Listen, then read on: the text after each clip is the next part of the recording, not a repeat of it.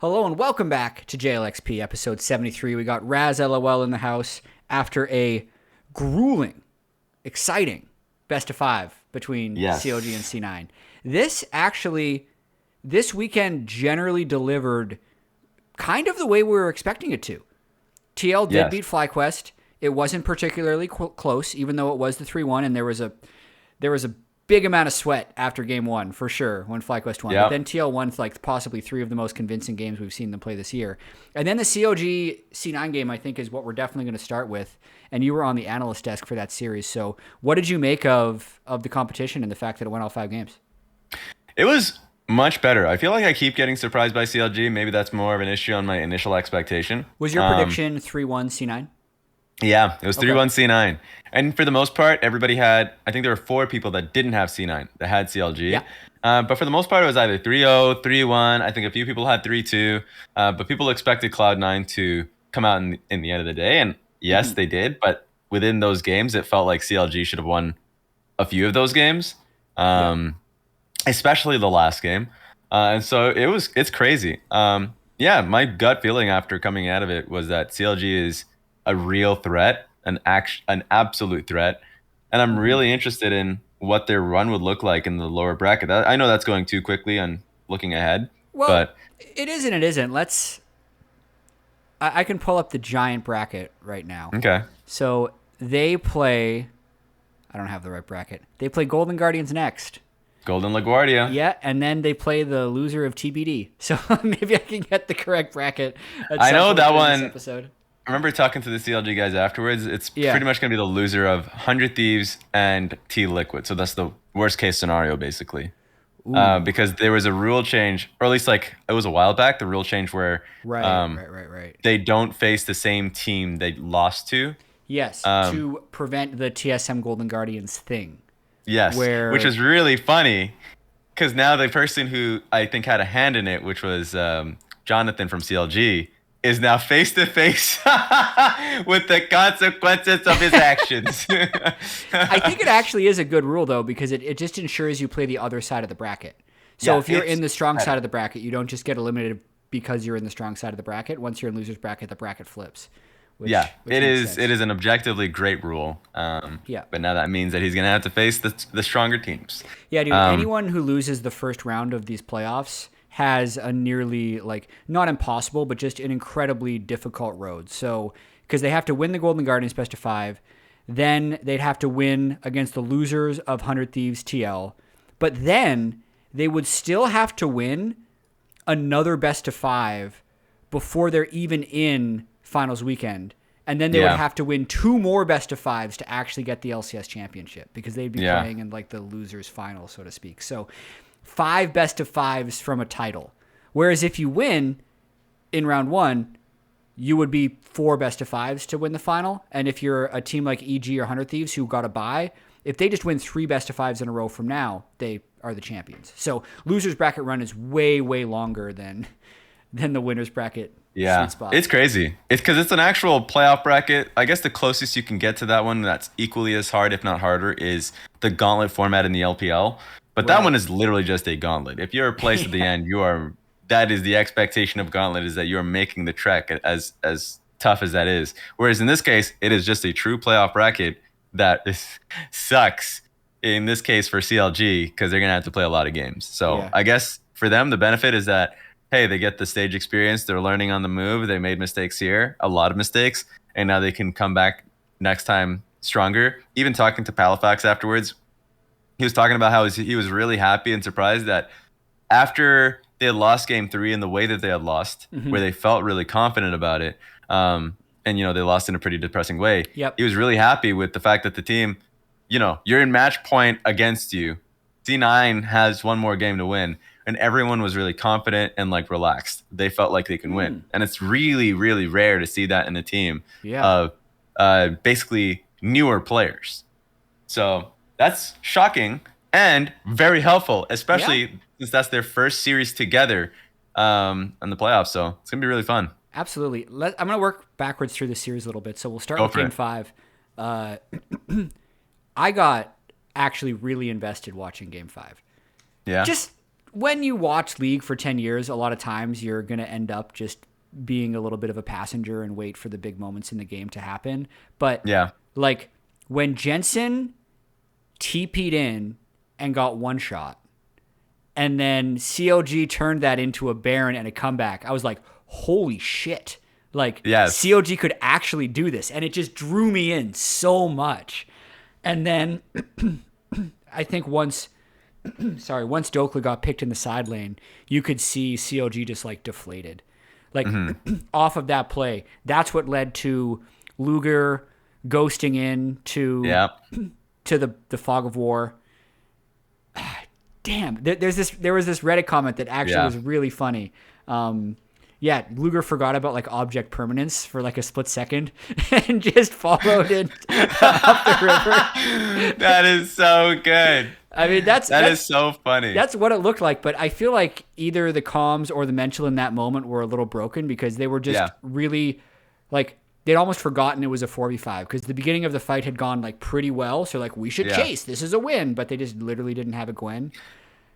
Another example is I think even especially aggressive AD carries, but in players in general, they are so not used to not having flash, especially AD carries. That if you feel like your sums are up and you have a Karma Shield or anything that's on your team behind you, there's like okay, like if anything comes my way, I can be able to dodge out of it. Like you just have that in your mental. So the fact that like he didn't have flash, and obviously like you have to put two and two together, but he's in that moment where it feels like a hard winning situation.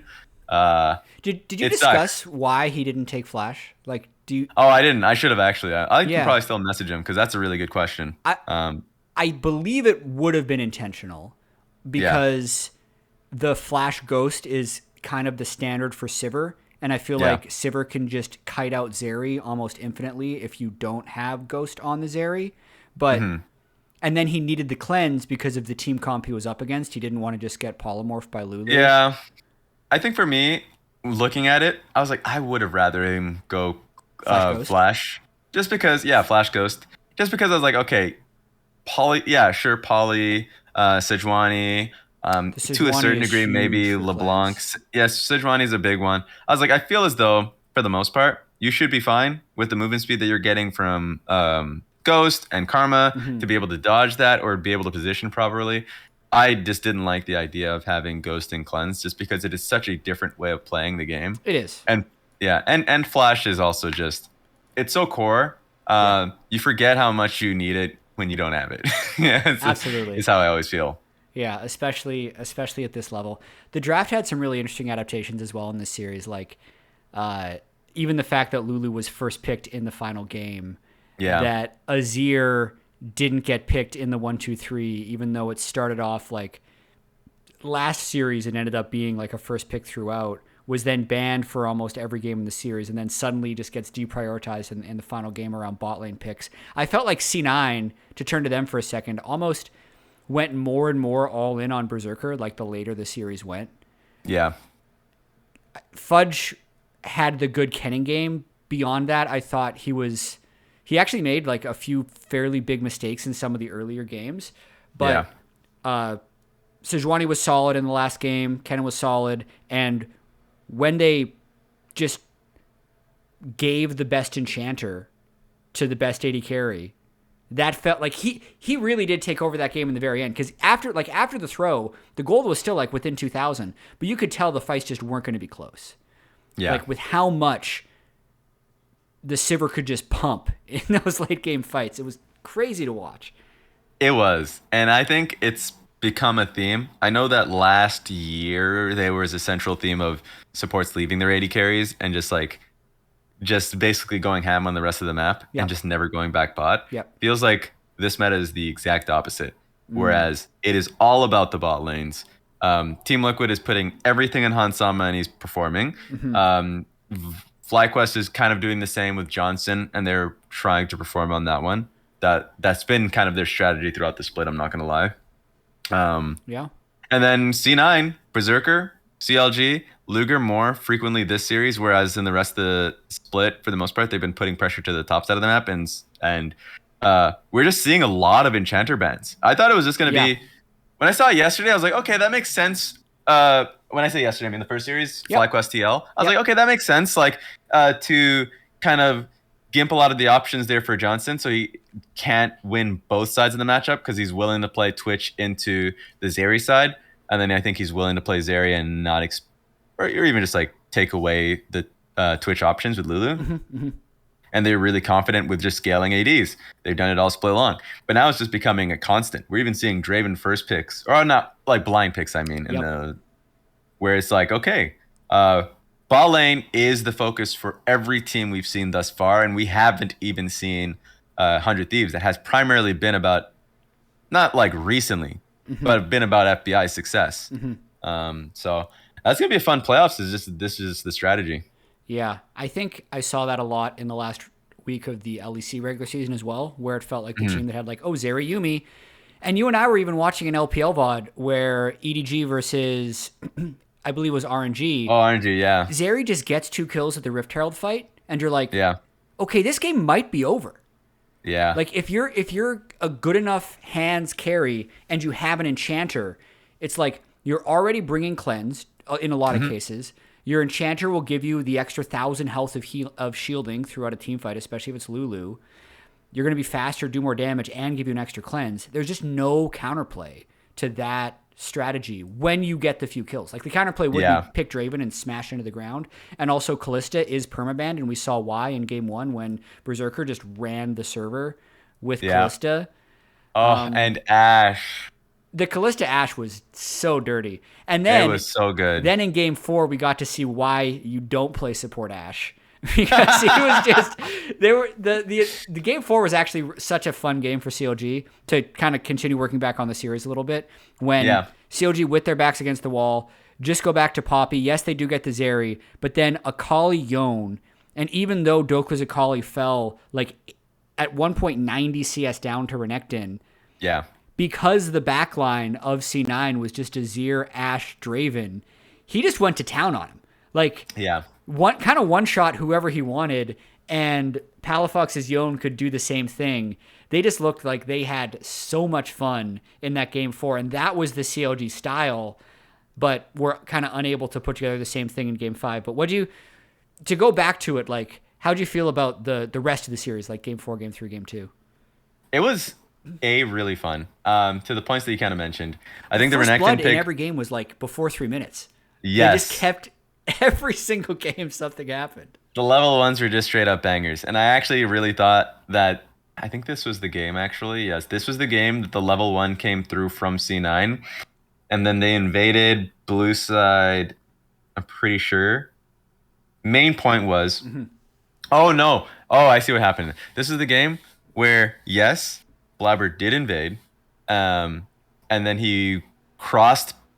So he did blue, enemy blue, to red, and then he went to secure his own blue just in case it was being contested. Yeah. And then met contracts in river, and then pathed back up for crab, where he didn't actually take his gromp or his wolves. So contracts realizing if he just goes back top lane for crab, he's going to lose that. So he ends up invading Blabber, takes his gromp, and then flashes over the wall to gank that bot lane. was so badass. Like I loved it. It was actually so funny. I forget who said it was either Mark or something.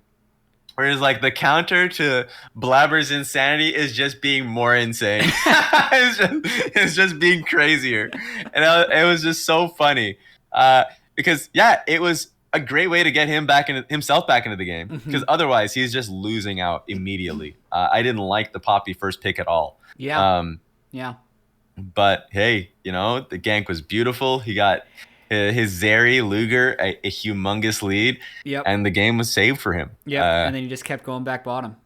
Yeah, and I think that's kind of the beauty of it. I think that's one thing for the rest of the series was pretty much of a constant. Like drafts was discussed a lot just because this is what you do I think it was, throughout a series. Yeah, especially for both of these teams that are a lot more creative in how they want to approach things. So it was nice to be able to see the different looks, but it was sorted by play. And I think that was one thing that I don't want people to forget is that play had a huge impact where specifically around mid lane, There were times in which Palafox were getting caught out in the game 5, but then Jensen himself actually had some pretty poor performances. So it felt like it was kind of dictated in how they played through mid jungle, as you would expect in most games. Um, and yeah, I mean, I'm kind of interested in what the look is for Cloud9 going into the next series, Yeah, absolutely. because they're a really strong team. This was a bit of a struggle, but you can already see that each player they have had moments. Jensen had moments in this series for sure. Berserker had a lot of moments. The Kennen ulti from Fudge was sick, and I think he had The great like 3 moments as exhaust well. team that just didn't have the exhaust on him for half of the Kennen ulti. Yeah, I want to look back at that No, I watched because that fight a lot of times. So they had in this fight they had support yes, exhaust and they had Sejuani exhaust. yes, And Dokla, you could tell he doesn't play with exhaust much yeah, because his exhausts were really poor for most of the game. He exhausted really early, like yeah, right as Kennen was just kind of dancing around. Then the exhaust from Poom was actually on Kennen for the start of the Kennen ultimate yes, for like a second. But yes. then when the exhaust ended, that's when Fudge pressed W, got the stun on everyone, and one-shot them. That was without an exhaust on him. So they just exhausted too early. Like they just needed to wait for the animation to start and then press exhaust, but they were Yeah, I wanted to in the look midst back of at a it fight. because there were a few mentions after the series of like bugs existing in that game, just from like the CLG side when I was talking to a few of them. Okay. And I heard that I wanted to look back at it because I heard from the GM that like that exhaust was really quick, like it expired too quickly. But Oh. that's why I wanted to look back at it just to make Oh, sure, interesting. because maybe it feels like that in the moment, Yeah, I doubt or that just maybe is randomly legitimate. an exhaust didn't apply for the full duration. But you never know. The turret wasn't Yeah, doing full damage for like a month. true. So, And TPs, like there are actually quite a few bugs in the game, so you never know. Damn, I want to search up that while we're talking. Oh, that was literally you're game into it. It was game 2. 3. 2, 3? 3. There was game Game 3 3. It and was game yeah, 3. game 3. Game All right, 1. we're getting in there. But I'm down for any other topic. But yeah, I think Yeah. that series was really fun. I personally would love to see a rematch, but I think CLG can make any series fun one. They took games off of Evil Geniuses throughout, well, one game in the split. And they took a game off Team Liquid too. So I think no matter who they face, I just need to personally not underestimate them at every venture. Yes, and no. Um, I'm actually very disappointed that they didn't pull it off Yeah. because of the chaos that would have created and the like Yes. victory lap they would have been able to take. Yeah. Because I think they played well enough to win the series. They just didn't win the series. Yeah. Right? If you with how they played today, the Baron getting stolen against them in game 3, you can make the argument about that being a stupid call, but like just misplayed that moment, that 20-second sequence around Baron, which cost them the Nexus. And then Yeah. in game 5, if you're just focusing on misplays, Jensen misplayed the teleport in, but then Dokla and the rest of CLG misplayed the sequence after they'd acquired Baron. So really, really, really back and forth series. And did you watch the fight? Do you have I the watched answer? it. It looks I normal. watched it. I think it's a bug. Oh. I actually think it's a bug because two Oh. exhausts were used at the same time. Maybe there's a bug around that. So Oh. Wait, so 'cause they overlapped the exhausts. they overlapped the exhaust, and it looked like after like a half a second or a second, he lost exhaust. Okay. So I don't know if it's still applying or if it does look like a bug. You know what? You know what you and me are gonna do? What? We're gonna do the rest of the episode, and Yeah. then the way we used to do the NBA section, we're both just gonna hop in a game, and we're gonna test it. Ooh, Because I'm down you're for that. saying basically the bug would be Yeah. that if 2 exhausts get applied on the same target, the second one gets the first duration, and they just both kind of end prematurely. Is that Kind of feels like it because that was the spell book from Palafox exhaust and Poom's personal exhaust that they. So it was on spellbook exhaust comes through from Palafox, yeah? and then the moment Poom puts his own exhaust is where it feels like it just dissipates. This is Raz. What have you done? No, we're gonna find out. We're gonna find out. Okay, we'll find out. We'll find out. We'll do some testing after this. I'm ready. Let's talk about TL Fly. Okay. We'll get to the rest of the episode. This was we discussed draft a lot in this series, actually. Yeah, I felt like the TL draft strategy is something that they will probably continue doing for the rest of playoffs. absolutely. Just getting rid of Yumi Lulu allows them to play teams on almost like a more standard level. Yeah. It's weird. Like in a sense, it is a bit of Core JJ's weakness, but it's not. And I'll kind of explain it. I don't necessarily think Core JJ is bad at Lulu or Yumi. At least back when I was coaching, he would always destroy lane with those champions and really likes playing them and can climb solo queue with them. But Yeah. if he's not on an initiator, a lot of times we just wouldn't be able to win. Yeah. And I think that is still true for TL because he's so good on engaged supports. And in order to be involved in the game and like be the shot caller that he is, he just needs to be the one that's able to pull the trigger. Yeah. So when you have that enchanter, and even just letting the enchanter go through the other team, it takes away his agency in lane because a lot of times he's losing lane, so he can't roam as much. And then you match enchanter with enchanter in most cases, and then he loses that agency. So I think even though it makes them less flexible, I think the players themselves are flexible enough to just trade picks. Yeah. And that's what I think we'll be seeing from them in the 100 Thieves series. I think they're keeping those two bans, which will simplify prep for 100 Thieves, but I think it's the right call for TL. 100%. I think TL, from just the series we've seen, excluding Evil Geniuses and 100 Thieves, have the best look in terms of draft and have a best understanding of it. I definitely love they went back to the Azir in games 2 and 3 and first pick, and I don't expect teams to be giving Azir. Maybe CLG because they actually have answers that they're willing to play that are risky but are still good. The Yone, Akali angles I think are really good with that. But yeah, and also another thing too is I think the weirdest thing that other teams are doing that Team Liquid are not is like Vi priority has been kind of weird. It's just been crazy. True. Like FlyQuest Vi and is CLG must have been slamming the Vi in scripts. yeah. That's what It feels like I it. think. It feels like it. It was even being banned by Team Liquid in moments where I was like, oh, I think your comp's pretty good versus the Vi. Like, I can understand as an immobile mage or carry, dealing with Vi and follow-up is disgusting. And it feels like if you don't have flash, you die. If you do have flash, then great. Like, you can outplay that. I can understand that. And also, there's the Syndra game where I was like, yeah, it's really fucky how you kind of deal with Vi in general. Because even if you QE or EQ disengage, she can just follow up with ulti and it just doesn't matter. And it's like, okay, well. So I can understand that. But man, there's so many early pick buys and it's just so rough. Because Wukong is available. Like in a lot of these drafts. Especially from C9. Well, a lot like of times Trundle is available too. Yes, Trundle and Wukong are just 10 times better blind picks. I know it's going to be rough for junglers when they first pick like Trundle and you deal with like a range pick. And you're like, okay, guys, but that's your role, that's your job. You are essentially a team fight bot and a pillar bot, and it's just unpunishing. But what is punishing is early picking Vi and letting the enemy team go, or at least you early pick Vi into Lulu, which happened today. Yeah.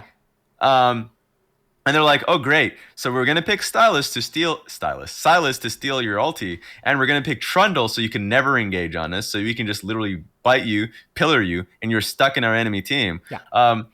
Or there was the Renekton that was picked into it too, which is, by the way, if you're a Vi queuing or ulting into a Renekton, he just makes your life a living hell.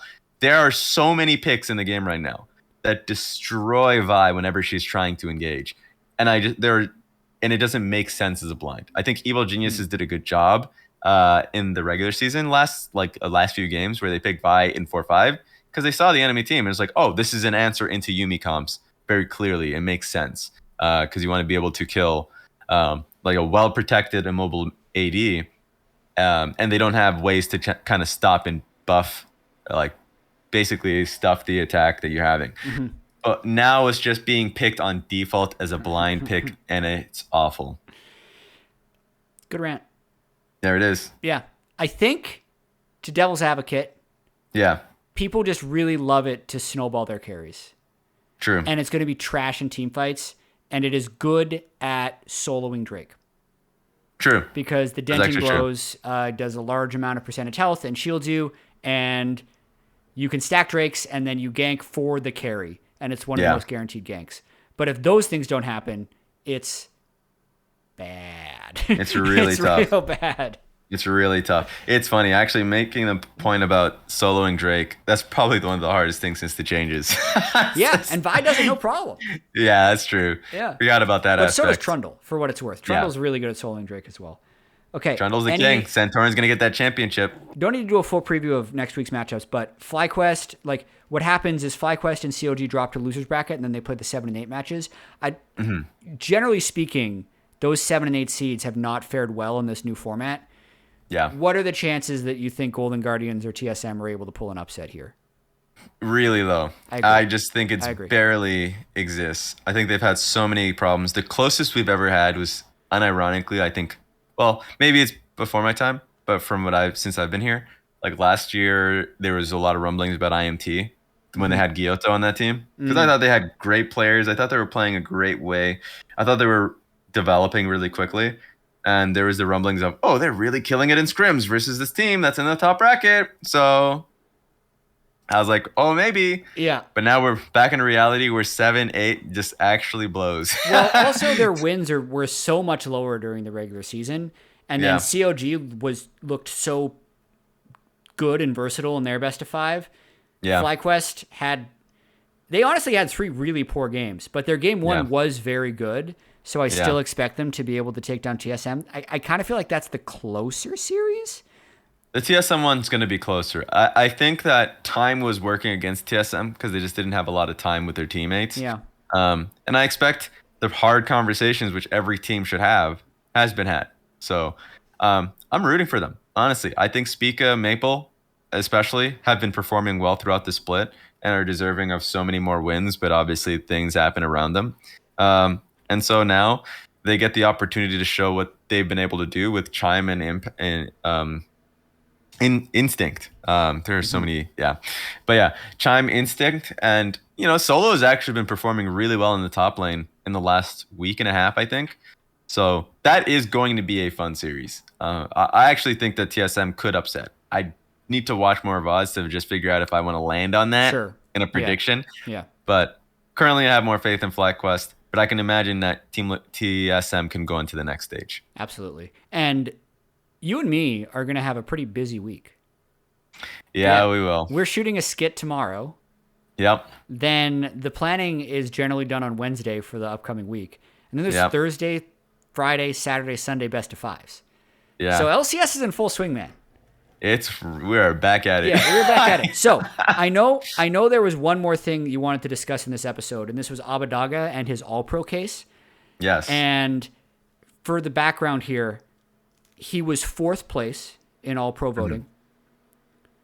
But amongst the caster/Riot vote, he was 1st. I ended up putting him 2nd team. I think the All-Pro vote, you can check out my previous podcast on this where I went in depth on kind of why I think different groups have different biases in the All-Pro voting and how competitive mid was.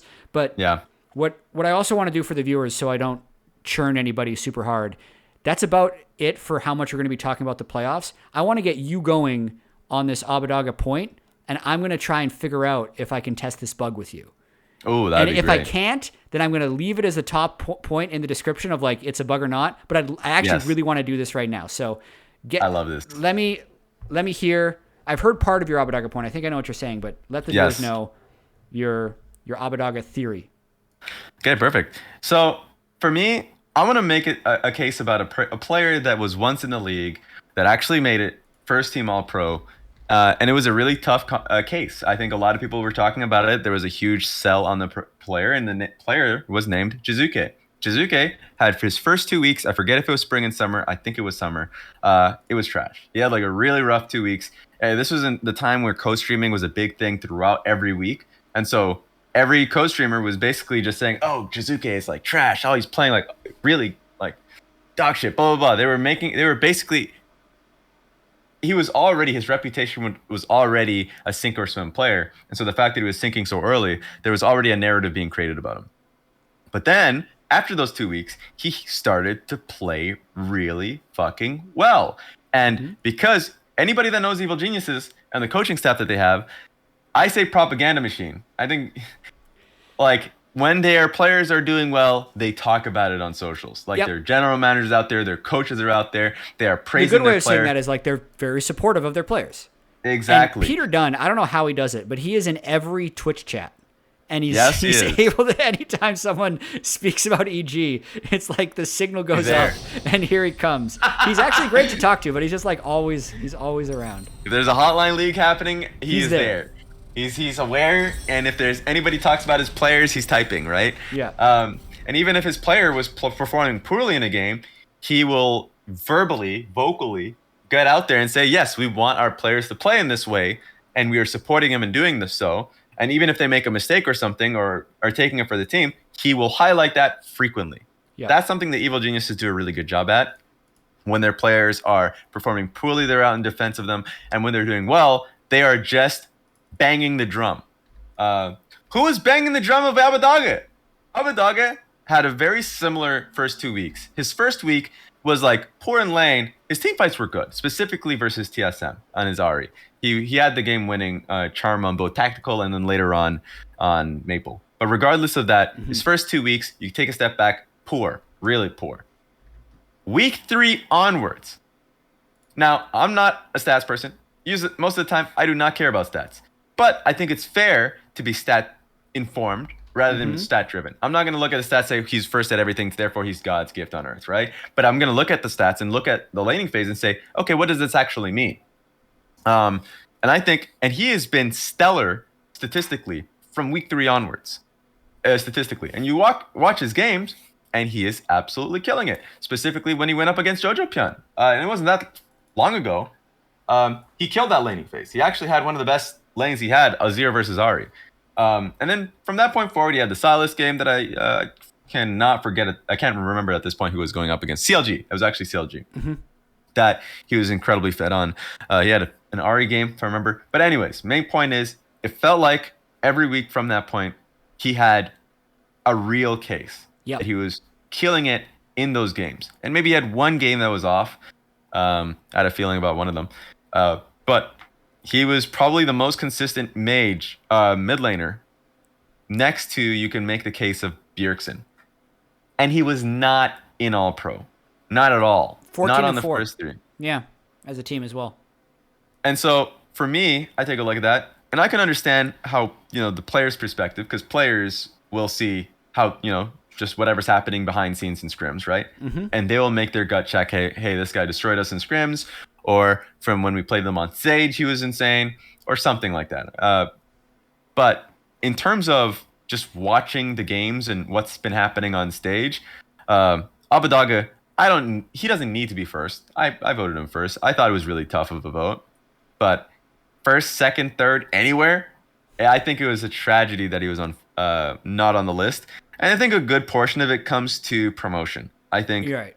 Who did you personally drop out of the top 3? Ooh, this wasn't an easy one. Personally, it was Jojo Pion. As good as Jojo Pion was, which hurts, right? Yeah.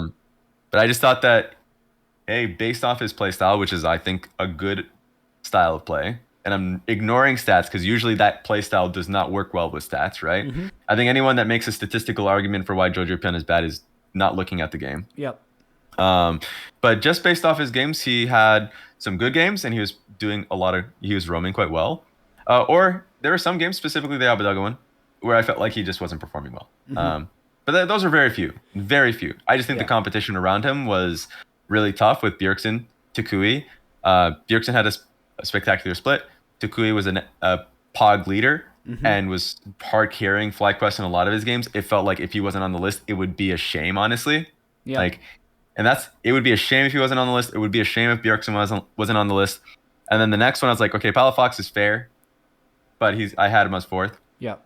And for Jojo Pion, I was like, as great as he is, here's my thing is like, he is not playing insanely consistently, and I think I will always rate consistency first out of all things. He's a risk taker, and that's fair.